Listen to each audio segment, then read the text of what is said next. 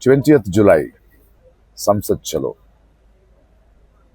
I request each and every one of you to join it because this is a fight to ask accountability of our elected government.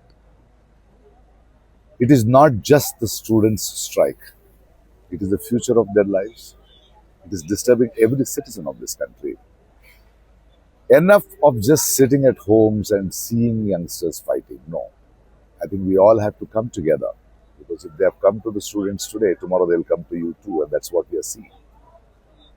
As responsible citizens of this country, it is very important to question, to show dissent when the corridors of power don't want to be accountable. I will be there. Many similar thinking people will be there. And Sonam Vanchukchi, he's not a small man. He's a learned man. He's always fought for the country. And if he's on a hunger strike for this support these children, that means there is something genuine in this struggle. Come, let's walk together peacefully, asking for accountability. I think we can do that much. Thank you.